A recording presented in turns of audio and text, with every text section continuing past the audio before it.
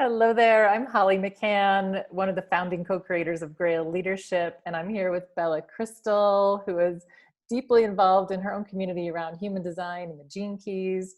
And we are just in a riffing session. We just spontaneously, we've not had a conversation before. We connected, I think I've been following Bella for a while on Facebook, and she posted a post that is actually so funny. It's the image that's sitting behind her shoulder right now. It stopped me in my tracks. One morning I was flipping through Facebook briefly, and I had just been in this deep, deep inquiry and conversation around natural woman and the organic woman and being so aligned with her body and connected to nature. And one of my co-creators had just messaged me and said, I've got this super powerful post that I want to bring through about natural woman, but I know you're great about finding images that link up with it. And so do you have any images? I said, oh, yes, I do. This one that I just saw 10 minutes ago. So then I had reached out to the artist to make sure we could get her permission to use it. And then something just told me to reach out to Bella in a private message and just say, I'm feeling so much synergy and alignment with you and your work. And the fact that you posted this print and it's called Unity, it represents Sphere 2, which happens to be my pearl in Gene Keys. And it just felt like all these synchronicities were flashing up. And so then we started having a really fun private messaging conversation and then said, we should just hop on a Zoom call. So here we are. Hey, Bella. Hi.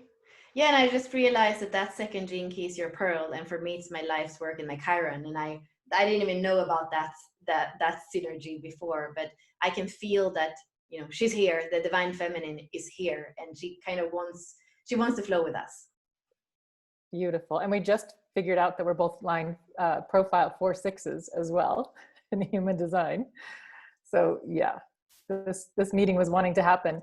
And one of the things that I reached out to Bella about was there's just feels like so much alignment between our communities. And Grail Leadership is this growing, emerging field, is the best that we can name it. It's not an organization, it's not a business, it's not close to a movement, I guess, but we just keep calling it a field. And it's just attracting in people who want to live and lead and be in this new paradigm world. And so many of the people that are being attracted in align deeply with human design and gene keys.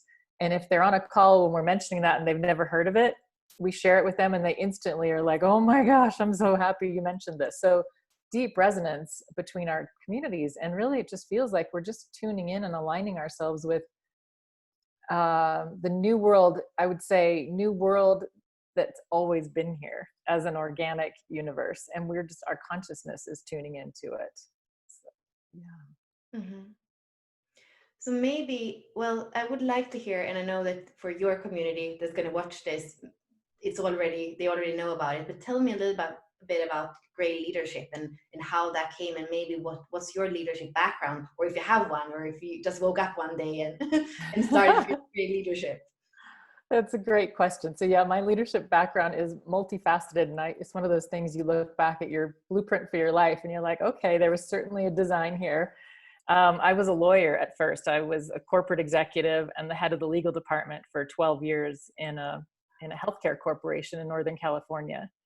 And then ultimately decided that what I really loved was customer service initiatives and marketing and strategy and all that, and not as much the legal. And I also wanted to do something on my own. So at the time we were moving from California to North Carolina to raise our young children in a place other than the freeways of the Bay Area and Silicon Valley. And I decided to start a business on my own, but I had no idea what I wanted to do. I had a passion and love for fine stationery and typography and design. And I researched the industry and decided to open a retail stationery boutique in Chapel Hill, North Carolina. Had no idea what I was doing, had never really owned a business or run a retail store or anything like that. Just learned while I was doing and took it to great heights and opened a second store 6 years later in Charlotte. So I had these two businesses 3.5 hours from each other. Really needed to understand how to lead without being the only leader, because I had two teams I couldn't be in two places at once, 3.5 hours apart. So really setting up systems and distribution of authority and leadership, and really grew those businesses both to sort of industry leading businesses, and then decided I was ready to start focusing on what I'd been doing informally, which is coaching other small business owners on heart-centered marketing. What does success truly mean to you? What does abundance look like in your life? So I launched into online information marketing membership programs. I had 2 flagship programs that were 8-week module membership programs. One was called Business Freedom Blueprint, and one was called Wake Up to Your Wealth, all about abundance mindset. Mm-hmm. And loved what I was doing there. Did that for 2 or 3 years intensely, and then moved to Colorado and just got into really whole systems design, knowing that there's a better way to lead organizations than the old paradigm. And really diving deep into what new paradigm models that look like templates of sacred geometry and spheres instead of triangles and lines everywhere with hierarchical organization charts, more that they look like seed of life and fractals out into flower of life and holistic, holonic organizations that really bring in the uniqueness and wholeness of every individual that's a whole in and of themselves and a part of a larger whole. And then just this notion of Grail leadership has been emerging through me really intensely over the last several years, as I started writing articles on Medium about these new paradigm models of leadership and how we welcome in unique forms of genius and lead from a round table. And so those writings of articles and themes just emerged into this movement now that's been co-created with originally 3 other really, really close friends of mine, women. 3 of the 4 of us have been intensely leading the Grail Leadership website and weekly community calls since September of last year.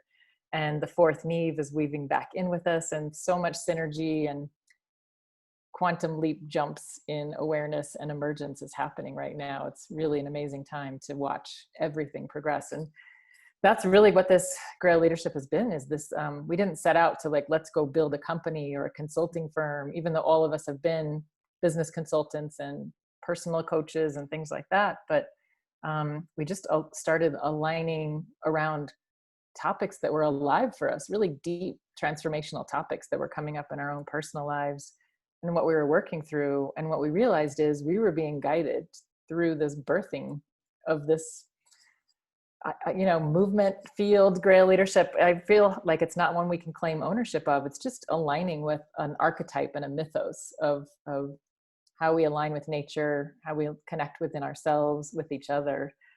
So there's so much more to talk about, but that's the basics around sort of my leadership background and the quick emergence of Grail Leadership.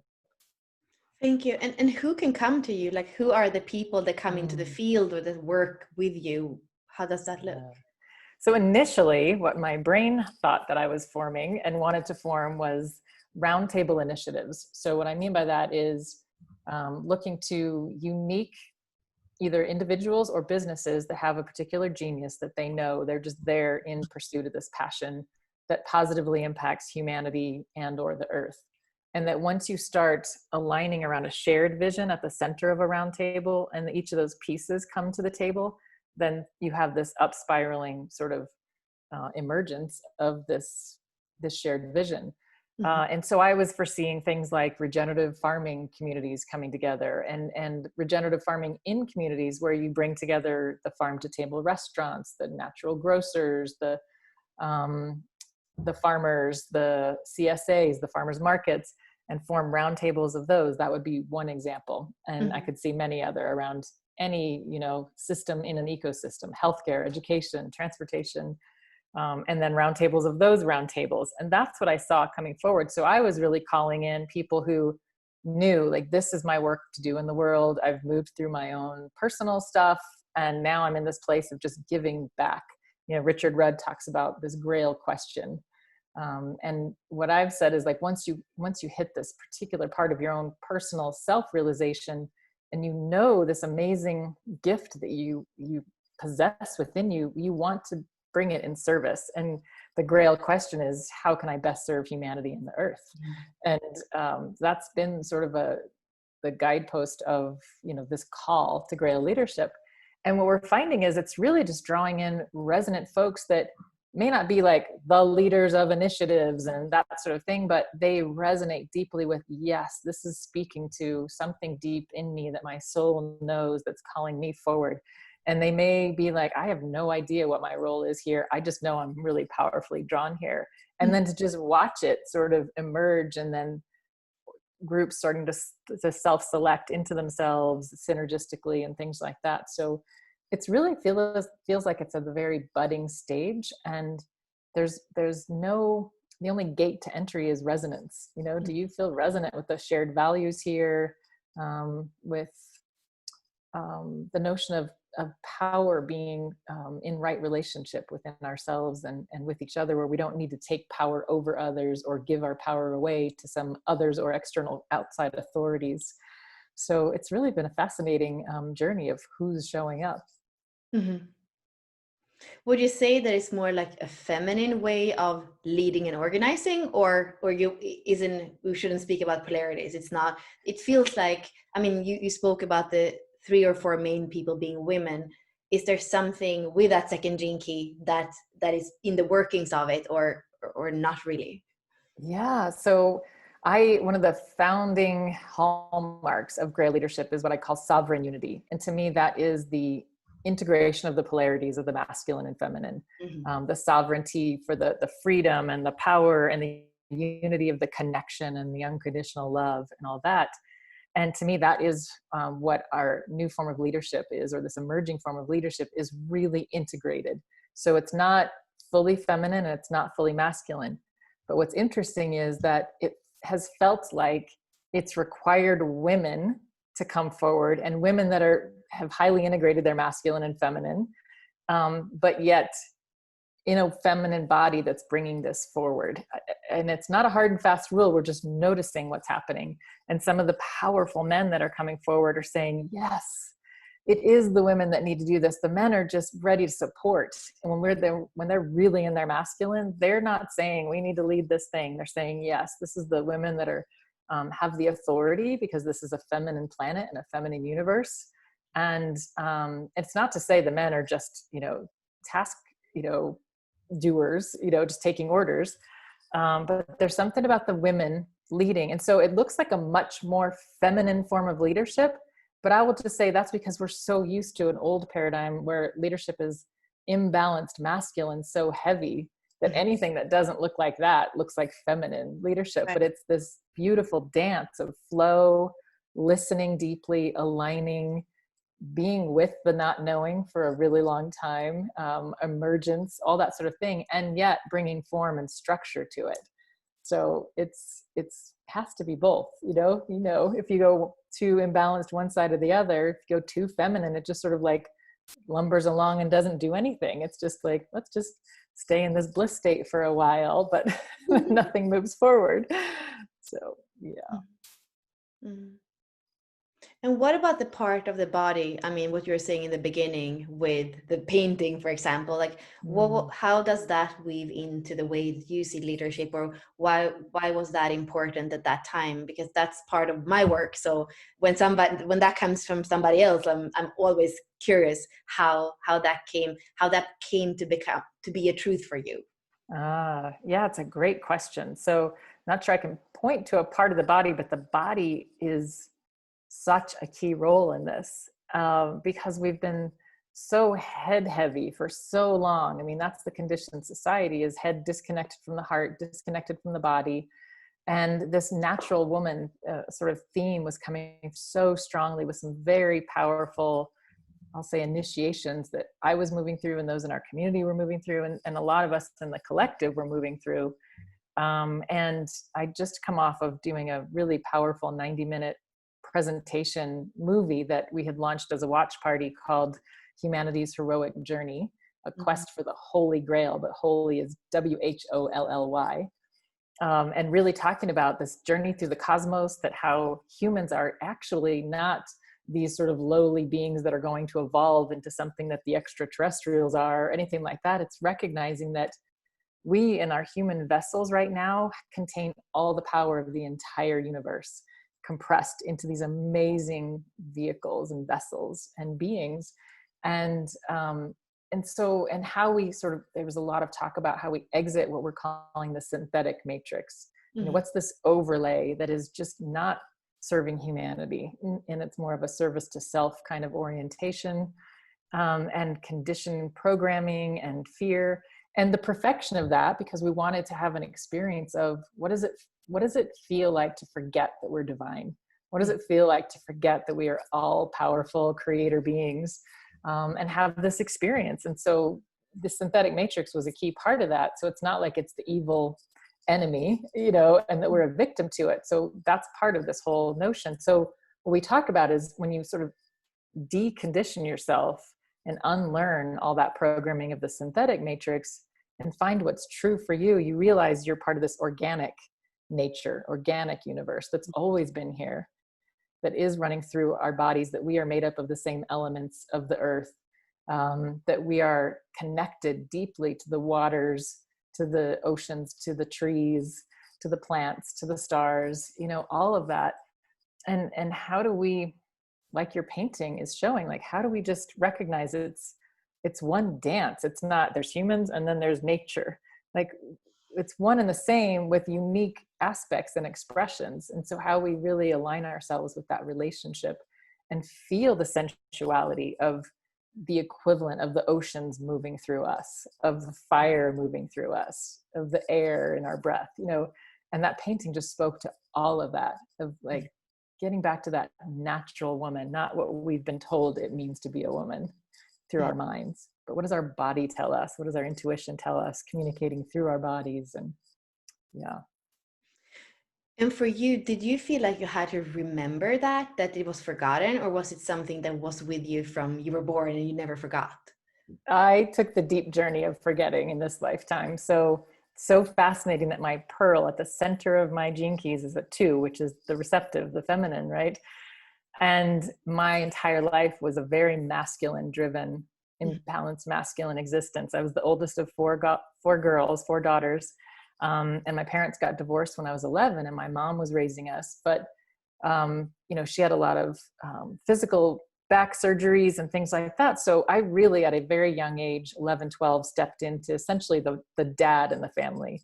We had a lot of financial issues and that sort of thing. And so I sort of took it on myself that I'm going to make sure that we never go hungry again, that all of us are taken care of, and, that sort of thing. And so it became my driving force to figure out how to make money, figure out how to be a success in the world. And that looked like business, law school, leadership as I knew it at the time, which was climbing the corporate ladder. I was the only woman and the youngest person on the executive committee when I first became vice president of this corporation, and really just learning that way of leadership. And it was a very, very masculine way, even to the point where when I was pregnant, I was determined that I would not let anything slow me down, that I would not do that sort of 8-month pregnancy waddle down the halls of my offices. It was like everything was suppress the feminine, don't show your emotions, be, just in charge and in control of everything and all of that. So by the time I hit like that layered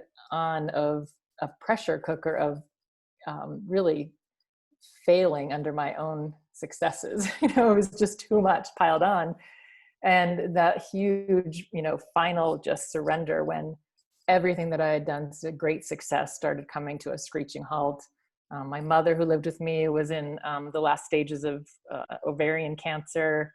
My marriage of 20 years was coming to an end. My businesses were failing. And I was just like, I don't want to do this anymore. There's got to be a better way to do business and leadership and organization, but I have no idea what that is and what my role is in it. To where I just had to go into that deep descent into the underworld of figuring out what the feminine even meant, what it meant to feel emotions and let myself be vulnerable and transparent, and a lot of unlearning, to where I'd say it's only been in the past 5 years that I even recognized that there was this very feminine being living within me that was highly intuitive, highly connected, all that. So it's been quite the journey of forgetting and remembering deeply. And I love the fact that I can look back and say, what a beautiful script I created for myself. Like, what a journey in this lifetime to wrap this feminine being in a like hard outer layer of a masculine armor that didn't really fit other than what society thought it should look like. Right. So that's a breakdown of the mindset, of course. But I would love to hear a little bit more about the discovering of the body, because it doesn't mean men or the like masculine also has a body somehow. So what was it in that whole, like, where was it that the body was basically not part of your life, and how did it come back in? Yeah. Yeah. For me, the body was just something that had to be fed so that I could keep running, and emotions were a distraction. They would take me down and not allow me to get done what I needed to do, all that sort of thing. So it was a disallowing and a really ignoring and not honoring of my body. It was more the mind drove everything, and I needed to figure things out and work really hard and know what was happening and be in control and all that. So the more that the breakdown happened, it was like, there would just be days and days. I mean, there was a period of 2 weeks where I could not stop crying. And I really thought I was going crazy. I don't know what's happening to me. I can't stop crying. I don't know why. And so it was, it's time to deal with the emotions and let so many of these, the emotions that had been stuffed down in my body be released. So that was definitely the emotional body coming up and getting more comfortable with that and allowing others to see me in that and allowing myself to be in it. And then I'd say about 3 years ago, after I moved to Boulder, I found an amazing yoga practice called Avita. It's a spin-off on Kayut yoga, which is a very therapeutic form of yoga, very restorative, very gentle, and tuning into the connections between the muscles and the bones, the fascia, the joints. And really what it's doing is moving stuck energy from deep, deep in the joints and the body. And as I was doing this, I thought, just to keep my body in shape, I realized this is so connected to everything, all of my bodies, mental, emotional, spiritual. And it was all the same dance of tuning into that edge of pain or sensation, and riding that edge and finding a constant line of discernment of when too much is too much, and my body telling me. And the more I recognized, there'd be times if we'd be doing intense shoulder work, I would imagine sort of this ball and socket joint. And I would imagine all these little beings with hard hats on all around the joint. And I would say, how are you doing? I could feel this one holding a lot. And I'd be like, oh, you're holding a lot there. And then it was almost like I could imagine this being looking up at me going, thank you for noticing me. And then it would just release. And I was like, oh, I'm on to something. If I just notice something in my body and appreciate it without trying to force it into something that it doesn't want to do, or it's just going to push back. If I just notice and say, wow, you're carrying a lot, and that's okay today, and then it just eases up. So it's been a real dance with like even having a communication with my body that wasn't a force of my own will over my body. It was just like, all right, body, you're in the lead. Like, you tell me what you need today, which is a very different inverse relationship than what I'd ever been used to. Right. And what about, because you said bliss before, what about bliss and pleasure? How has that evolved from those 5 last years? Yeah. Well, it's interesting because I've been separated and divorced for the last 6 years. And really, it's been such a journey of my own inner, relationship of my own masculine and feminine. I've had only very brief relationships and things like that. So it's one of those things that I know that there is something there to explore for me in relationship around sexuality and the synergistic dance of the male and female, as opposed to just within myself. And one of my attraction sphere is actually, disappointment is the shadow. There's a 6th line. Yeah. I have a 6th line there too.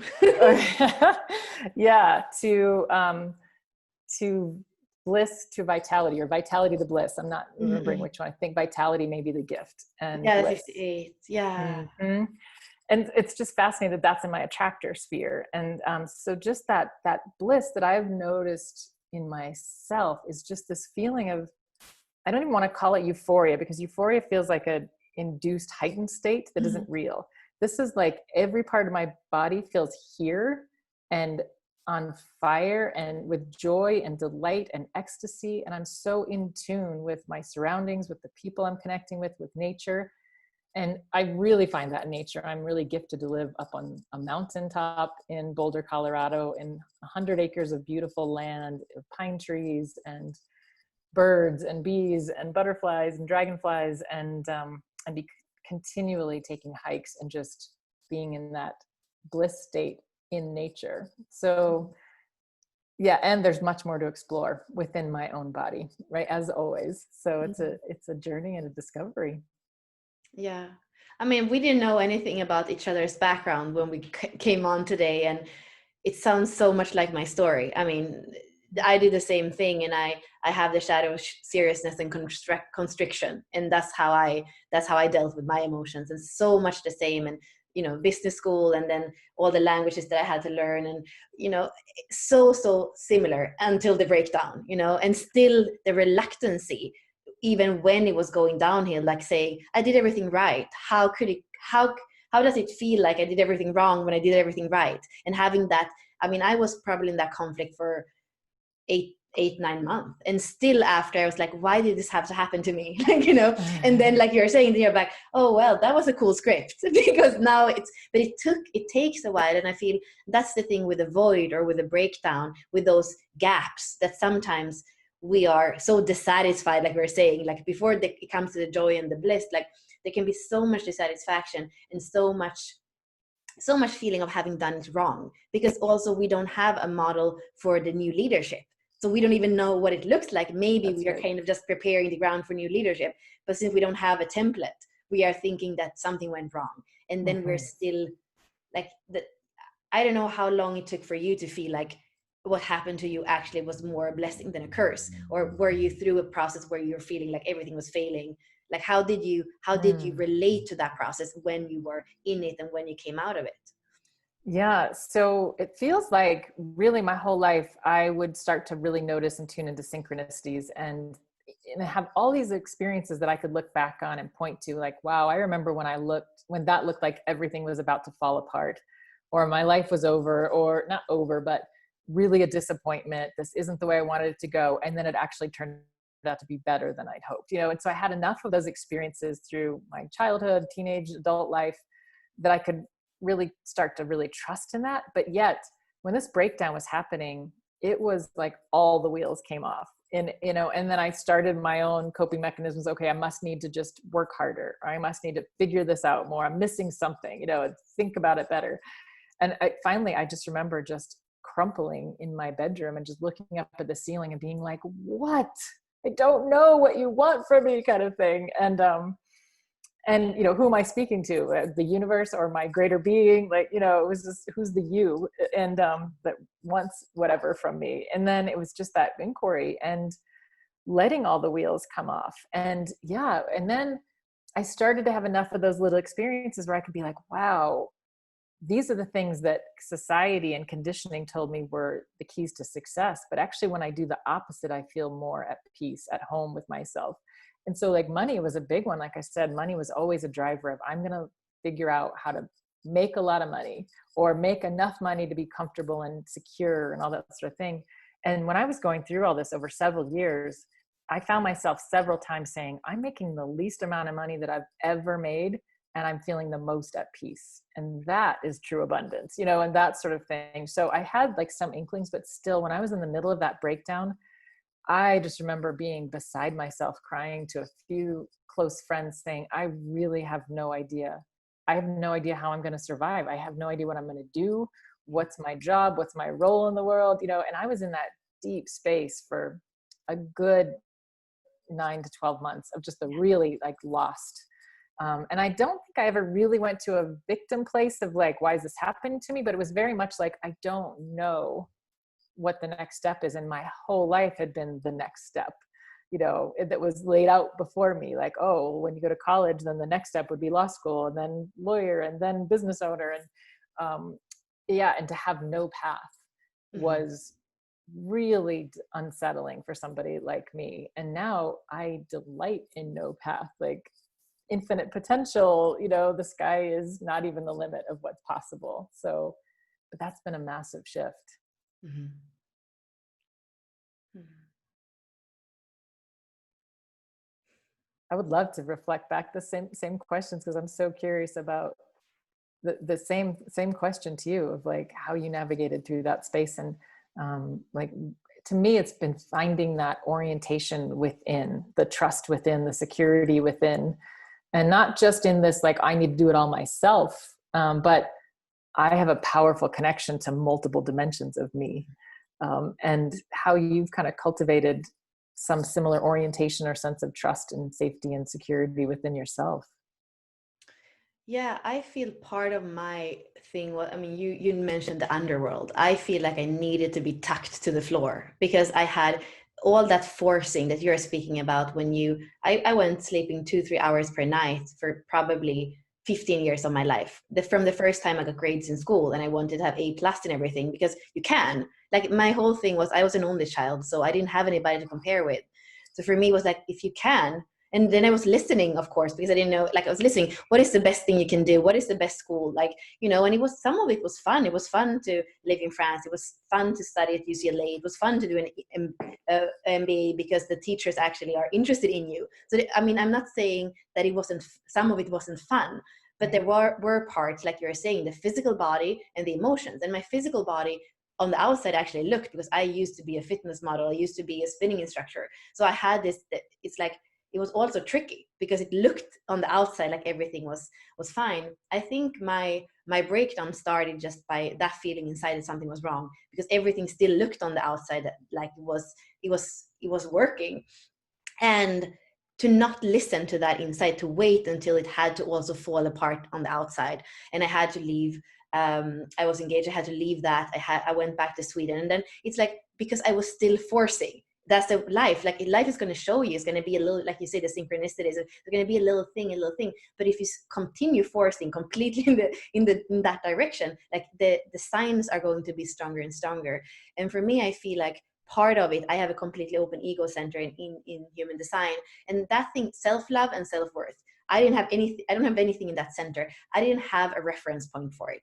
So I basically had to push myself out of, like, beyond anything like that. And even, I couldn't befriend the underworld in that sense, and I didn't understand what it meant. But I know as a human being what danger you're putting if you even don't like, if self-worth and self-love is not there. And that's probably what I realized maybe a year later or 2 years later, when I felt like I came back to the communication with whatever things was tucking me to the floor. It was basically telling me, this is what the world, whatever you see in the world, whatever shadow you see in the world, is because that shadow has not been integrated, and because of the self-love and the self-worth. And I started to see the world, and it came to me. I had been at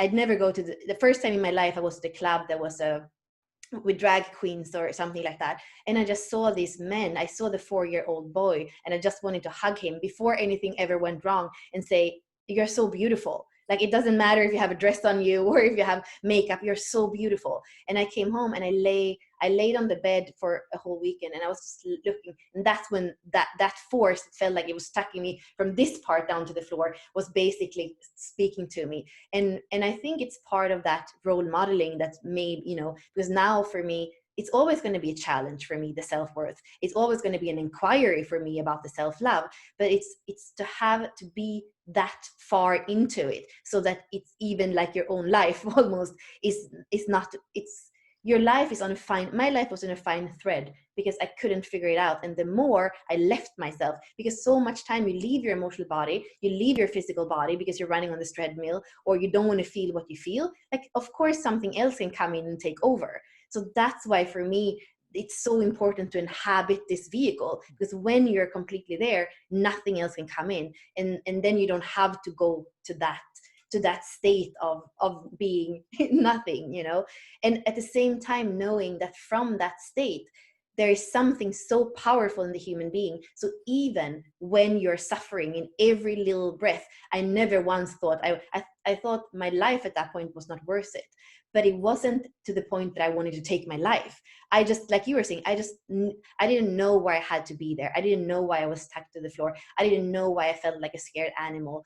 I didn't know what the next step was. And I feel like part of my way back was, like you were saying, the feminine, the masculine. When I got back that feeling of action, I was like, I cannot be in this anymore. This is my country. I'm in the like richest part of Stockholm at the Airbnb, but like, this doesn't make any sense. It's my country, but I haven't lived here for 9 years. This doesn't make any sense. I didn't have anybody anymore. Like, where's my friends? Where's my family? And so that power of action, I have to change this. And I went to San Diego, to Solana Beach, which is kind of what you were saying with nature, the cliffs. And, you know, I think if we're speaking about like a civilized country that has something that is that wild at the same time, it's like I was on the airplane and it just shifted. Like it wasn't me that was wrong with it. It was just like I wasn't in me. And I feel like in that I came back and I had a purpose. It was a merge with different companies. And I stepped into my old role of business consultant, and I suddenly had a purpose. And I stepped back into myself. And this third morning when I was having breakfast at the veranda over the sea and the tennis court, I saw my human design chart for the first time. And I just knew there was something there. And I drove up the coast to go and see Rosie Aronson, who did the Wisdom Keepers at that time. So Jinkies in human design. And I just knew that there was something, like I came back, but it was something more that I was here to understand about this blueprint and about what it is to be physical, emotional, mental, and spiritual. What does it mean to walk those four paths in one vehicle and in one heart more than anything, when the heart comes back? So I mean, that's kind of it sounds maybe a bit philosophical and a bit crazy, but that's the best way I feel I can explain the process that I was through. I absolutely love everything you just shared. And I especially perked up when you talked about inhabiting your entire body. It is so critical, especially now, more than ever. But to me, that is a path of sovereignty, when it's your power, your energy, your unique essence that's inhabiting this vehicle. Then you are 100% sovereign. Like nothing can actually touch you, even to the point of if, say mandatory vaccines were a thing, and there was no way around that, and somebody was physically holding me down and injecting me, I would be sovereign from the effects of that, because I have an awareness that, okay, even if I'm dying right now, I'm still sovereign and free, kind of thing. But it's that inhabiting, and I think Richard talks about involution. There's evolution and involution, and that's such a key point. And that's where I was talking about humanity's heroic journey. It feels like this outward sort of masculine phase of finding our sovereignty, finding ourselves as power, building the ego really is this, I'm going to go out, I'm going to slay dragons, conquer the world, climb the corporate success ladder. And then there's the return journey. That's the feminine. That's the inward, spiraling back in and down and under, and really understanding the deep, deep connection within our bodies. And it's so vastly important. And I just get this image of so many people, including myself for so long, we're walking around in these amazing human bodies, and we're occupying just this space up in here with our conscious awareness anyway. Of course, our life force is in our body, but to know that life force that's in all of you and to accept all of you, there's just no greater freedom than that. And for me, no greater empowerment than that. And I remember this tiny moment where you said, like, who was the one tacking you to the floor? There was a massive shift that happened in me where I had been in this deep conversation with this man that I'd been seeing, and something came to light, and I thought, oh my gosh, and I had all this self-judgment flow in that was so loud in my life. And I could feel myself saying, how could I have been so naive? How could I just believe what I wanted to believe or only see what I wanted to see? And then all of a sudden I stopped myself and watched, and I said, wait a second, like that innocent, naive one that just wants to believe in magic and possibilities, like that's the best part of me. Why would I want to like shut her down and like make her wrong and all that sort of thing? And then everything just shifted, and it turned into like probably 5 hours and 30 pages of journaling and tears and just like reconnecting with that. and letting that like really bulldog of a manager that was always so alive in me just take a back seat and stop trying to like bully the tiny, you know, innocent one that was within me. And that's, like you said, like all the outward signs of success were there. Like I checked all the boxes. I had the 2 dogs and a golden retriever and the white picket fence and the house in suburbia, you know, and the $250,000 salary and corporate executive job and driving the BMW and like all the things, living in the country club and just like, okay, I'm doing all this and why does it even not feel good? Like, still like, okay, what's next? Like, is this really all? And I had to do that 3 times. I thought, oh, it must be I'm just in the wrong career. So I'd change careers and climb to the corporate ladder and then be like, this still doesn't feel like it. Okay, it must be another career. Let me try it this way and do the same thing until that just breakdown of surrender came through. And it was like, wow. And it's tricky because when you talk about self-love, the only definition I knew was what I love myself. I'm completely confident I can walk into any room and know what to do and hold myself high and, you know, figure things out and get things done. And I love myself, but I had no idea what that actually meant, which is really accepting myself, loving all parts of myself and not making any of them wrong or trying to fix them or suppress them. And so it took a lot of, yeah, I mean, we have a mutual friend now, Dawn, who's one of the co-creators in Grail Leadership. She was one of the lifeboats for me because she really brings through this art of self-appreciation and self-love. And that was everything for me. That was a big training ground for how to find that appreciation within myself. That's so important. Yeah, and when you speak, I feel like the love is the fuel. And I also feel I see the Merkaba again, because what happened for me is that I had that triangle of involution in the body. I have been pushing it away for so long and just like having it be a perfect machine for me, basically, that looked good on the outside. And so I had to like completely collapse into that.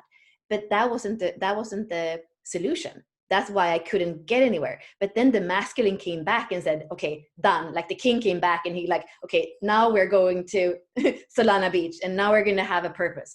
So that's like when the masculine and the feminine work together, that's when we create this Merkaba, this vehicle of multidimensionality. And I feel like part of the fuel of that is self-love, because I found a purpose again. I found that I can be both. And so it wasn't like the feminine wasn't on the plane there. No, we brought her with us, and then she could inform the masculine of like the lover can inform the king. What are we doing? How do we make decisions? Are we going to drive up the coast? Like that was my heart that said, there's something with this thing, matrix. What is it? Like body graph. There's something with this that resonates. Let me go on an adventure. And that was an adventure with my feminine and my masculine. Both were part of it. And that's what I could see in Rosie too. When I came, like she had a similar journey for me, what you and I have in her own flavor. And I feel like I started much more to understand. And then of course in the tantric work and the sexual work, like there are other ways also of seeing it, but understanding sacred marriage and what is it. And so important what you're saying, you took a journey where you realize it inside of you first, because in this culture, we're also very much just chasing the other part, the half apple or whatever. So I feel I would love to hear a little bit more for you if that was a conscious decision, or just that it was not a choice, but your vehicle, your intelligence somehow knew that you need to integrate first, or what the choices in the last 5 years, like where did they come from? Yeah. So for me, and this is what I'm seeing as there's the hero's journey from Joseph Campbell, the archetypal mythology of that. And then there's something that a woman named Maureen Murdoch wrote called the heroine's journey that I just got introduced to. And that speaks to it. And so that's where I talk about this phase of like, it feels like the hero's journey is more the masculine phase. The heroine's journey is that descent into the underworld. And then the key part is the integration of the masculine and the feminine. So it's not just moving out of the masculine into the feminine. It's, you know, I experienced most of my life that masculine, and then I had to really go deep and experience the feminine and let her just guide me and really not completely take the masculine offline, but take a much more of a back seat to really feel what it just feels like to have feminine energy running through me. And that's been a big part of the 5 years. I mean, one of the biggest things that I came in with was this core program of over responsibility for others, that sort of thing. And it's been such a multi-layered experience of deprogramming that, to where another level of breakthrough happened about 3 years ago, where I just had to unplug from everything and say, you know what, I'm just going to go travel. I don't know for how long. I don't know how I'm going to make, money next month, but I just started tapping into my retirement account and just said, I'm not going to let any of that responsibility, including responsibility for how I pay rent next month or pay my way. So I'm just going to deposit every month $5,000 into my account out of my retirement account, pay the taxes. So it nets 5,000 into my account. And for at least 6 months, I'm just going to give myself all the freedom to go wherever in the world I want to go. And I had these epic journeys through England, Scotland, Ireland, Germany, Italy, and I just was this nomad for the better part of 2018, and just feeling that freedom without any need for structure or need to have a job or a role and all of that, to just unplug that. But then as this Grail Leadership started coming through, it was a very feminine process of I joked that it was like riding a whale while trying to give birth to an octopus. It was just this what is happening? And it doesn't come out neat and clean and tidy and all buttoned up. But as it was emerging, as I would allow it to emerge, it was amazing to watch that happen. And then little bit by little bit, structure would start to come in and I could put form to it. But what I saw myself doing is I'd swung into the feminine and felt almost so scarred from the masculine overbearingness of my whole life that I was so afraid to go back to that. I was afraid that if I started to weave in a little bit of structure, I would revert back to type A, workahol, stress monster, control.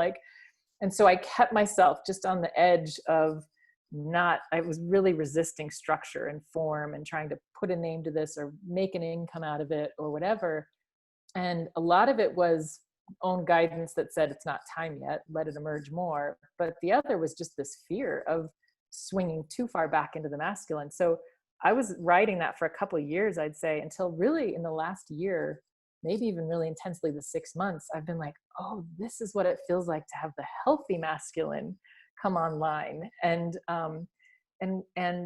it just felt so different in my system. Because the only notion that I had of the masculine was that hard charging taskmaster and do too much, be too much, all that sort of thing.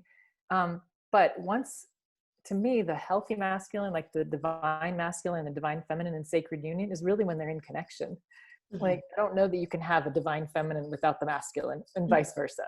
So it's that, oh, okay, when the feminine's allowed to fully rise and be there, and then the masculine can come back in, it's this amazing feeling of cohesion. And I really, just in the last couple of months, I had this powerful experience where I was finding myself resistant to take on too much, although I kept being called into oh, I want to be involved in this and I can do this and I want to do this. But then I kept bringing myself back, don't go back there to that busy. I really enjoyed my freedom and the fluidity of my days. And, but then I just felt that didn't feel good to me either, because I just felt lethargic, but I wanted to be enlivened. And so I really checked in, and then I tapped into this fear of being in spaces where my feminine essence, where it wasn't safe to fully express that. And so I wanted to make those things safe or test them and be like, well, does this feel like what I'm used to in Grail Leadership that feels like I could be fully me there? And if it didn't, I would be like, nope, I'm not going to engage in it. But then when I was really feeling into this, I felt almost this masculine voice, like the king saying, you've healed that. I've got you. I won't let you go back to a space where your full feminine can't be expressed. I am going to basically defend your right to have your full feminine expression. And that's when I was like, oh, this is the sacred masculine really showing up. And that's amazing. And there's just nothing like it. So it's been this dance of, like I said, you can't fully be in the divine feminine without having the masculine online and vice versa. So it's not just a pendulum swing at all. It may look like a swing of the pendulum, but it really is bringing everything into wholeness and cohesion within yourself. And to me, that's my vision is, may we have leaders of communities, businesses, organizations that are in that space of integration, because that's full power from within, and your connection to your greater being and nature, and you don't need to act from a shadow place and take power over others or defend your power or anything like that. You just know there's nothing to defend or protect. You just get to fully show up as you. Mm-hmm.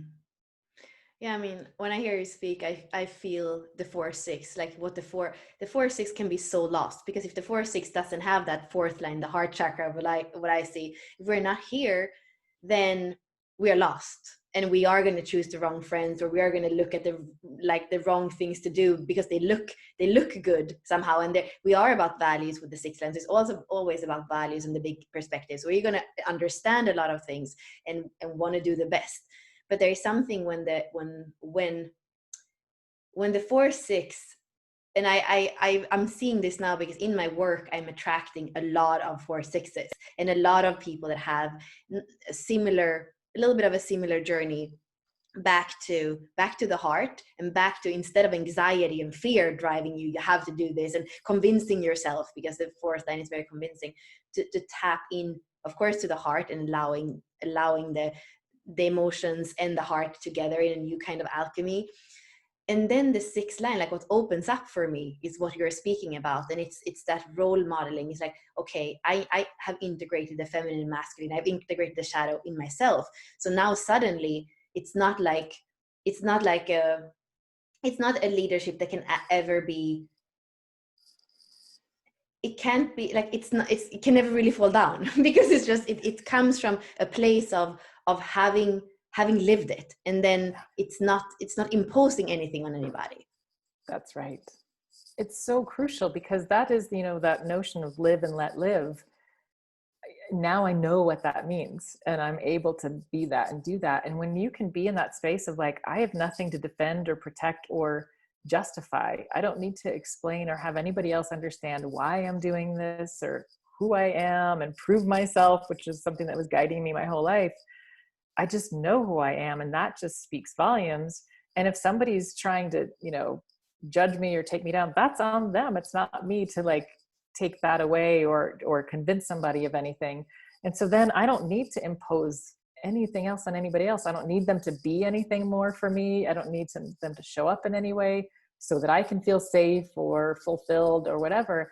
And when we can do that for each other, then you can really come together around a round table, and each person or organization being fully in their genius, which contributes to the whole. But if you're still trying to like vie for position or one-upmanship, or I've got to make myself look better, which means make you look worse, this whole co-creation roundtable leadership of synergy and synarchy just breaks down.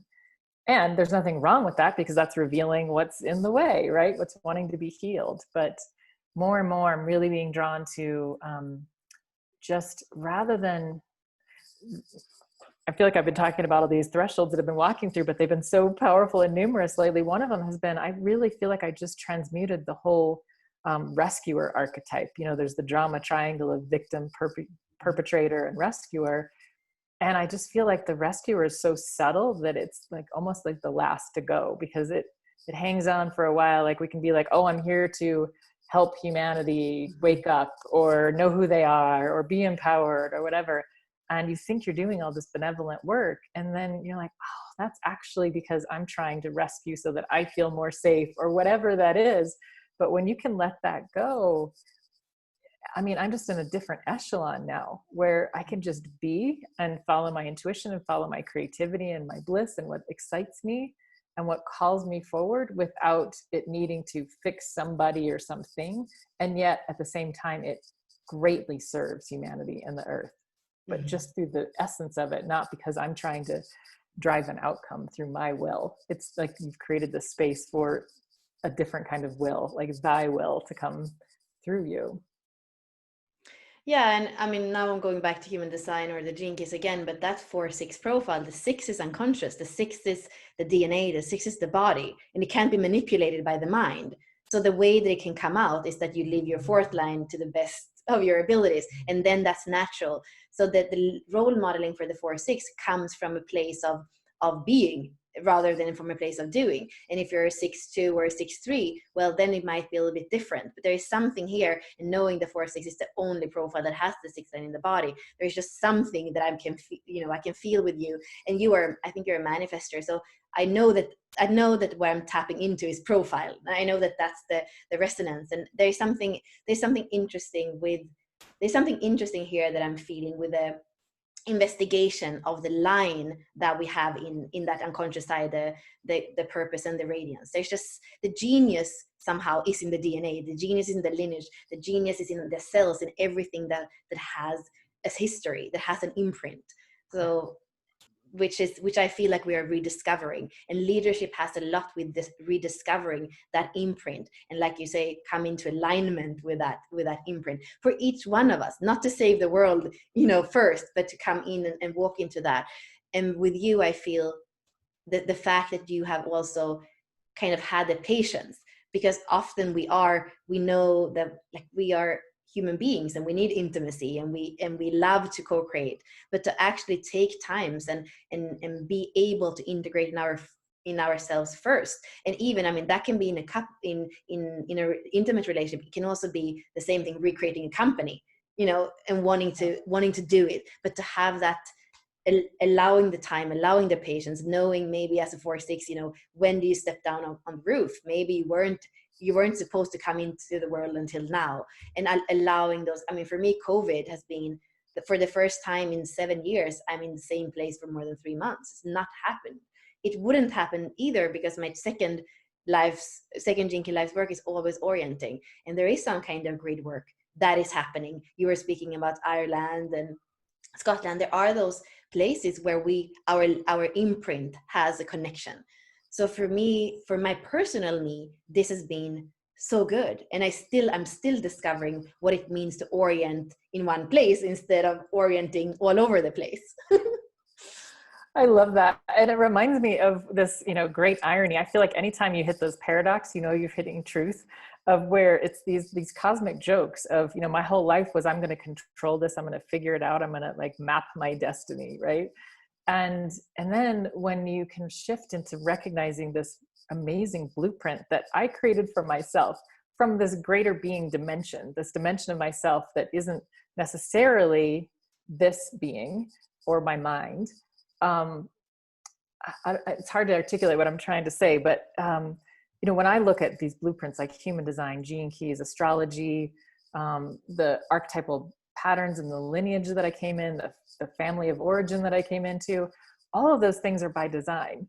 And who I'm meeting, who I'm connecting with, all of that totally by design and co-creation, but it's from a much different dimension of me, and so when I can rest into that, then I can have that trust of like, oh, this might not look like I thought it was meant to, but some level of me is still in the driver's seat, but not from a place of will over nature, but in deep alignment with nature and co-creation with all other beings that I'm coming into contact with.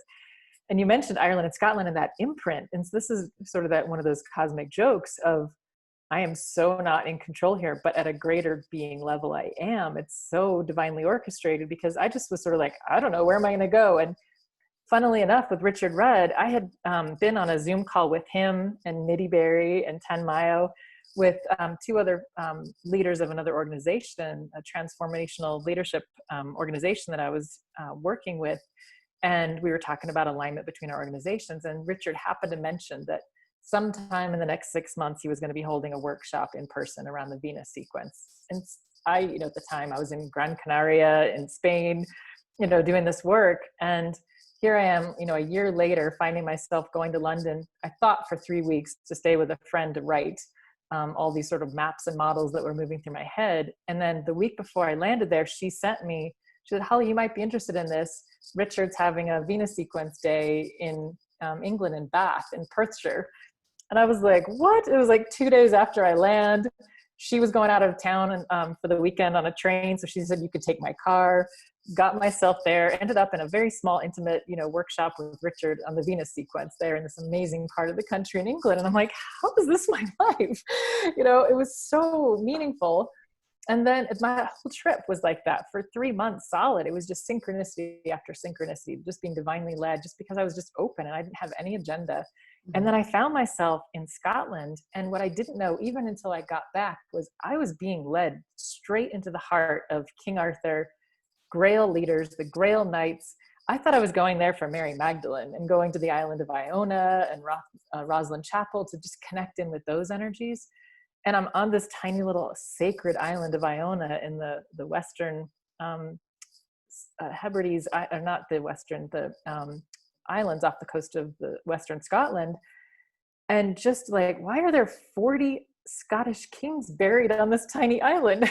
And then only finding out later that was, what I believe is the true King Arthur that lived in the 6th century AD, who was never actually a king. He was, because his father was the king, and Arthur died before his father died, but all of the kings of that whole area looked to Arthur on the battlefield to lead them. He was the leader of leaders, the king of kings, but more by heart and resonance, not because he had a title handed to him. Mm-hmm. And it was because once I got back and I started diving into these biographies written by 2 different Scottish men about the true King Arthur, that I was like, oh my gosh, that's why I went there and there and there and there. And I went off on, I was in such fast-paced travel and synchronicities that I just said, I just need 2 or 3 days to just be and just write. And so I found this Airbnb out in the middle of nowhere that I thought I was just going to, take a bath and write in my journal and be in the countryside. And it turns out it was directly in the heart of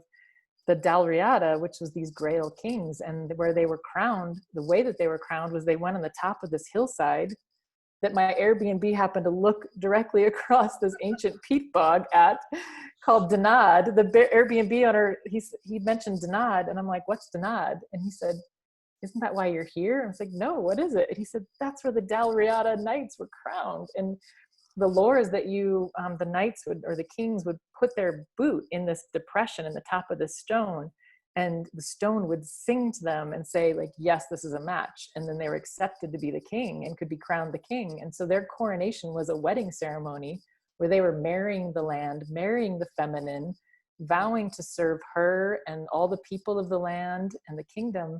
And if their health or wealth was ailing, the health and wealth of the land and the people were ailing. They knew that deep connection there. And so here I'm finding myself on the top of Danad, and my foot is fitting directly into the boot print that's there. And I'm finding my body just dropping down on a one knee like a knight and looking around going, what's happening to me? And there's that imprint that you spoke about. Like, I was being led back to reconnect with those parts of myself that had lived in those places, or at least connecting into the archetypes of beings that lived in those places and that land. And I never could have scripted that. And yet here I'm birthing something called Grail Leadership that's all around the holy Grail roundtable leadership. And it's phenomenal what happens when you just let yourself be led by yourself. Wow, I got like, I could just feel like King Art. I could just feel it. So when you started speaking, and that's the thing too. Like, it's all energetic. Like, somehow everything is frequency and energetics, and that's why everything is like there's just this thing that I can see, but I can't put words on it. Like, I can see the geometry, but it's hard in those, like, with this mind and this, like, it's hard as human beings yet to articulate it. And I feel like, my hope is that it's going to be easier and easier. But I feel like even if it's hard to articulate, to have the courage to start, to at least, take the first steps, because we can't run before we can walk. And that's almost where I see us being now. It's like taking those first steps into articulating something that hasn't been articulated before. That's exactly right. And I talk about this notion of original intention. And what I mean by that is, why did an organization come into being? Why did a human come into being? What was the sort of the guiding force that you're like, this is what I want to experience, or the impact I want to make here? There's some original intention. And I get this image of an acorn that has everything contained within that seed that it needs to grow into this mighty oak tree that could live centuries and give off so much fruit and all that sort of thing. And it's information and energy that's packed in the DNA of that. And it contains within it absolutely everything that that acorn will ever need to draw into itself what it needs to grow into this being. And so when I can rest into like, oh, I've got that in me. So, and I see it as like this, I guess like a flower that's just at the very center, and it just has its own divine timing of unfolding. And it's not timing based on a calendar, like now you're this age and this happens. It's like, there's some guidance with like what I consider my greater being that's like, okay, this gate has been crossed.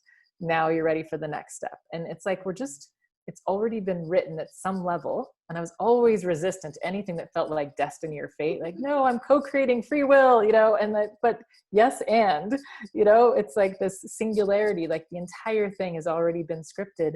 And I'm just sort of following the breadcrumbs as it unfolds and emerges before me. And it's an amazing dance of just trust, but not just laying back, like, okay, just take me down the river.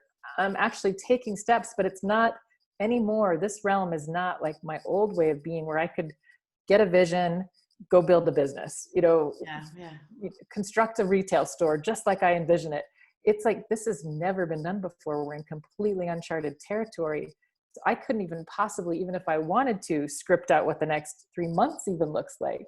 All I can do is tune in this present moment. Like right now, I'm being impulsed to go here. And that here is going to lead me over here. And that here is going to lead me over there. And we don't get to see.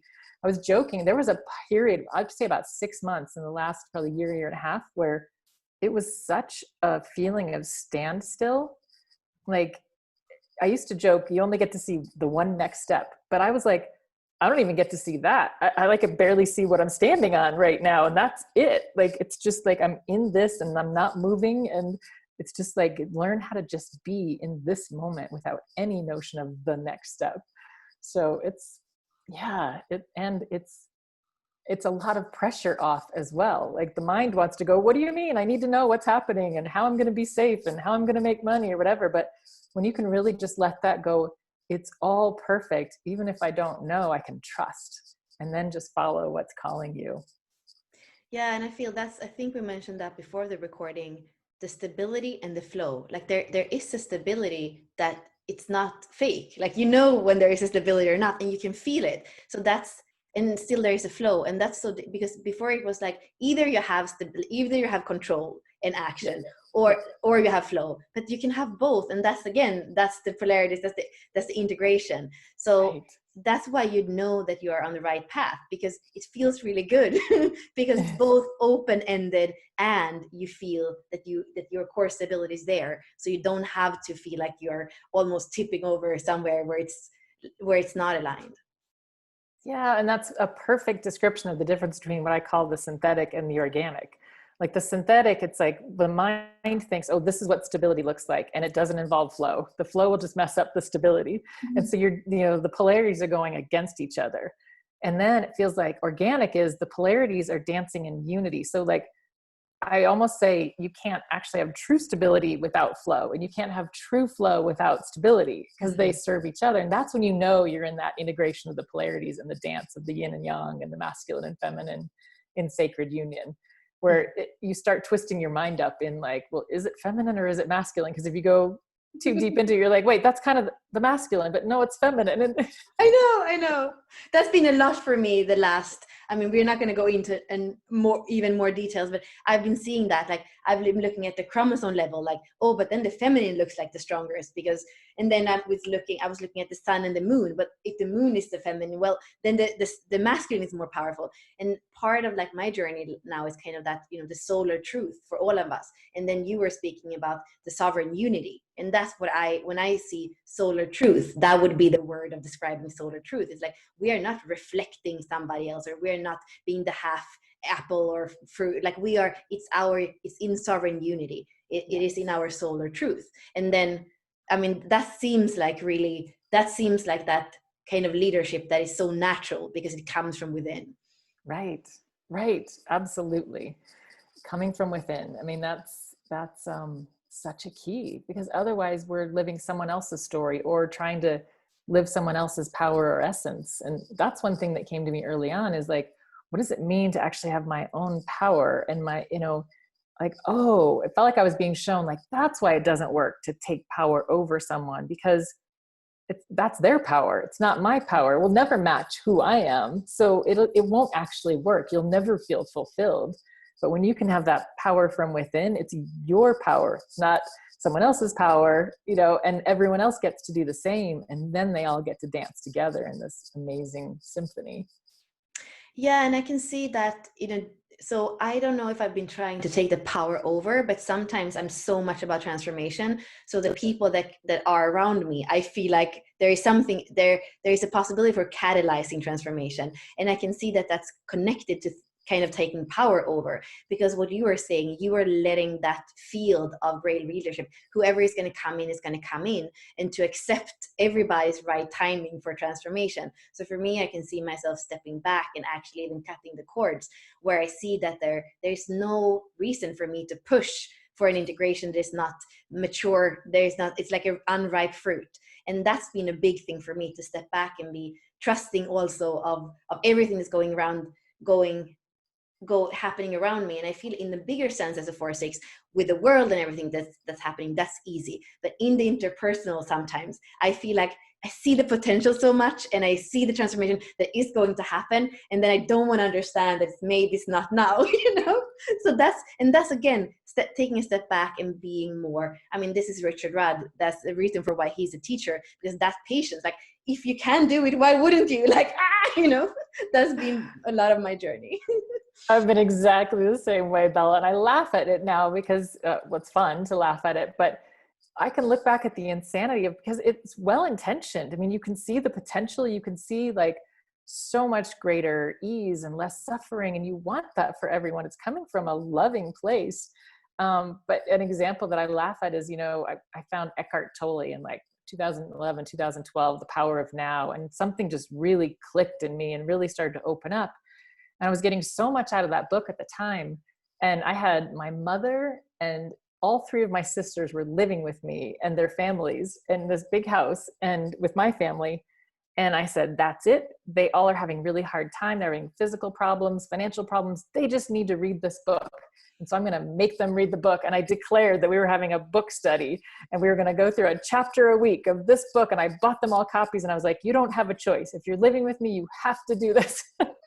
By the 3rd week, like, my sister was throwing the book across the room at me. Like, my mom was like, how can you even read this? And I was like, what? Like, because the mind thinks, well, if you only saw this information, then everything would change. Mm-hmm. But what it wasn't taking into account is where everyone is in their own unfoldment of that acorn, of their own journey, of their own integration, and what they're calling in for themselves. And yeah, that's so difficult when, like you said, you see the potential in the other person, but also it feels like it gets even more amped up at times like this, where you're like, the world needs this. Right. The world could be so much better if people just knew this, and you want that to be, but to really understand that the only way it can ever happen is not by force, but by allowance. Is just one of those biggest dances. Well, maybe that's a good last word for today. Right. Oh my goodness, this is so fun.